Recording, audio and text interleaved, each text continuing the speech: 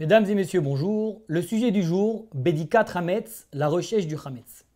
Nous trouvons dans la Gemara de Pesachim, page 6a, qui est aussi mentionnée dans le Shulchan Aruch, dans le chapitre 433, alinéa 3, Bodek kol hamekomot sheyesh lachush shema ichnisu bahem Hametz. On devra rechercher le Hametz dans tous les endroits où peut-être nous avons rentré du Hametz. Quelle est la base de cette halakha-là? Tout commence dans la Gemara de Pesachim, page 4b, où là-bas il est mentionné Bebitul be'alma sagi. Le fait d'annuler le Hametz, ça suffit. Qu'est-ce que ça représente? Est-ce que la Bdikat Hametz est une obligation toranique de la Torah, des Oraïta comme on le dit, ou bien non, c'est seulement les sages qui nous l'ont appris, une obligation donc des Rabbanan. Rashi dit sur place dans Pesachim 4b, chez Katuv Tashbitu velo Katuv Tevaharu ve'ashbata delev I ashbata. Le pasuk dit, le verset mentionné dans Shemot, dans Parashat Bo, dans le chapitre 12, verset 15, là-bas il est marqué Tashbitu seor mi batechem, il faudra cesser le levain de vos maisons. Qu'est-ce que représente le sens de Tashbitu? Alors Rashi dit, comme on l'a vu, Ashbata Balev, le fait de l'annuler, de enlever les idées totalement du Hametz, de s'en débarrasser totalement, mais dans son cœur. Ashbata représente le cœur, l'annulation dans le cœur. Est-ce que cette Dikat Hametz, cette recherche du Hametz, est-elle de Oraïta ou de Rabbanan? Il y a donc une discussion entre le Tour et le Sefer HaMitzvot Gadol d'un côté, et de l'autre côté l'Oran. Ces trois Rishonim là, qui ont vécu entre le 10e siècle et le 15e siècle, sont en discussion. L'avis du Tour et du Sefer HaMitzvot, que l'annulation, le bitoul, est minatora, mais la bdika sera, elle, des Rabbanan.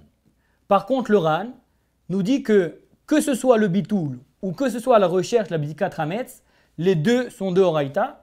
De là, les poskim, les décisionnaires viennent et tranchent la halakha comme le Ran. Et donc, nous comprenons l'importance de cette recherche du Hametz, qui est donc minatora comme le Ran. Maintenant, arrive le Shulchan Aruch et nous dit la chose suivante, comme nous l'avons cité auparavant, qu'il faudra rechercher le Hametz dans tous les endroits possibles où nous avons rentré du Hametz. Même si c'est des endroits où on a un doute, peut-être nous sommes rentrés là-bas avec du Hametz, on devra aller là-bas le chercher. Cependant, il faut savoir quelque chose de très important. C'est uniquement si on a le doute que peut-être il y a là-bas un shiur de kazaït de 24-28 grammes à peu près de Hametz, que là, à ce moment-là, il faudra rechercher le Hametz. Si c'est moins qu'un kazaït, il n'y a pas besoin d'aller le rechercher parce qu'on fait confiance au bitoul. Cependant, faites très attention. S'il y a des morceaux importants, comme par exemple un morceau de bisli, ou un bonbon Hametz que les gens aiment malgré qu'il n'a pas le shiur de kazaït, alors à ce moment-là, il faudra faire très attention d'aller le chercher et justement de le prendre parce que si jamais on va arriver à le trouver pendant la fête de Pessah, on va peut-être l'ouvrir et le consommer. À ce moment-là, on va arriver à l'interdiction de l'otochal Hametz. Une fois que cela est dit, nous pouvons comprendre et arriver aux différents endroits où nous devons rechercher le Hametz. Tout commence donc par les armoires où nous engrangeons le Hametz dans l'année, les armoires de la cuisine, les sacs à dos et les cartables des enfants, les poches des pantalons, les poches des manteaux. Ça peut être aussi le réfrigérateur et le congélateur où on met du pain, on peut mettre des gâteaux. On peut mettre aussi dans la voiture du pain, comme ça arrive des fois, on sort en promenade avec les enfants et chacun a des gâteaux et des sandwichs, etc., etc. Si on a des enfants, il faudra aussi rechercher le Hametz en dessous des lits, dans les armoires, même les armoires des habits, parce que les enfants circulent dans la maison avec le Hametz. La cage d'escalier, il faudra voir où on habite. Si c'est une majorité de non-juifs qui habitent là-bas, alors au moins le palier de la maison, il faudra le vérifier.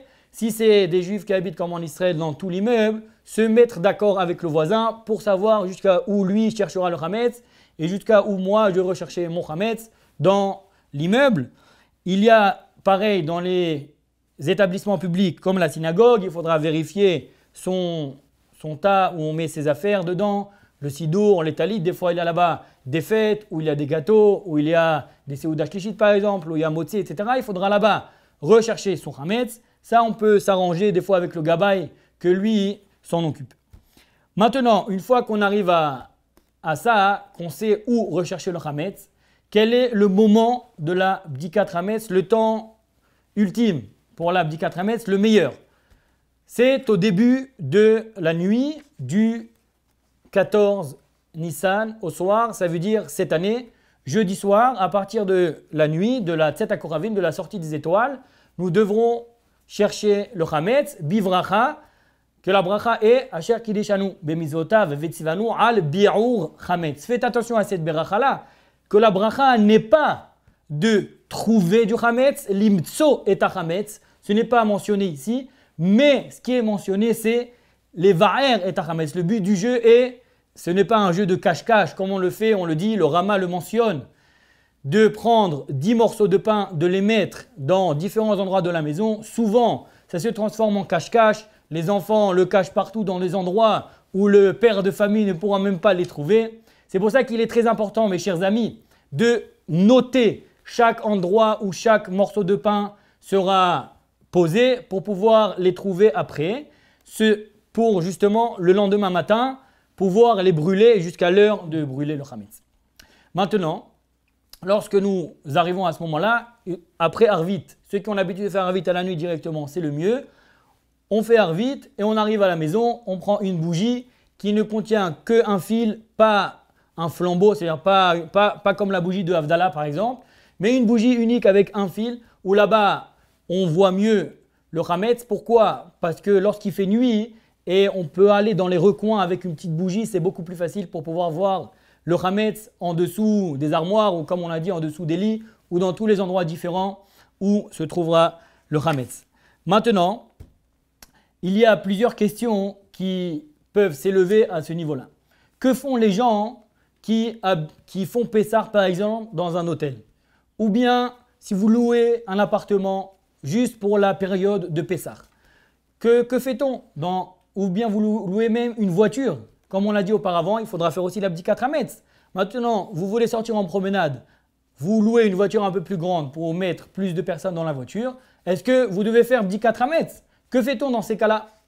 Alors là, tout dépend du 14 soir, ça veut dire cette année jeudi soir. Si les clés de la voiture, les clés de la chambre d'hôtel ou bien les clés de l'appartement vous ont été remis jeudi dans la journée, alors à ce moment-là, les décisionnaires disent que la bdikat chametz, la recherche du chametz incombe justement à la personne qui a les clés. Et donc, il faudra faire la bdikat chametz le 14 au soir avec la bracha, al bi'ur chametz, comme on l'a dit auparavant, et rechercher le chametz dans les différents endroits de la maison. Mais si maintenant vous arrivez par exemple à l'hôtel vendredi cette année, ou vous recevez l'appartement vendredi, ou comme on l'a dit, vous allez louer la voiture pendant les mi-fêtes, pendant Chol HaMoed, que fait-on? Vous pouvez demander, si c'est un hôtel en Israël, si c'est plus facile, vous pouvez demander à l'accueil, est-ce que vous avez fait bdikat chametz dans l'hôtel? Si maintenant il vous dit que non, vous prendrez une bougie et vous ferez la bénédiction al bi'ur chametz et vous ferez la bdika aussi ce jour-là. Pendant Chol HaMoed, si vous louez la voiture, alors là, à ce moment-là, pareil, mais avant de signer le contrat de location pour prendre la voiture, vérifiez qu'il n'y a pas de chametz. Comme ça, à partir du moment où vous recevez les clés, elle est déjà propre de chametz et vous n'avez pas cette bdika à faire. Maintenant, une personne qui se trouve à l'hôpital, par exemple pour une naissance ou pour des choses joyeuses, pas forcément des choses malheureuses, elle se trouve à l'hôpital, est-ce qu'elle devra faire la bdikat chametz ou non? Étant donné que l'hôpital est apte à déplacer la personne d'une chambre à l'autre, et elle ne donne pas les clés de la chambre à son patient, au patient qui est en question, donc à ce moment-là, il sera quitte de faire la bdikat chametz, il n'a aucune obligation de faire la bdikat chametz. Pour toute question de halakha, vous pouvez nous écrire une question sur le site de hidabrut.fr. Vous verrez là-bas, il est marqué « Poser une question au Rav » ou bien par téléphone au 052 76 80 84 1. Je répète, 052 76 80 84 1. entre les horaires 8h et 10h heure française ou 9h et 11h heure israélienne. Merci de votre écoute et bonne journée.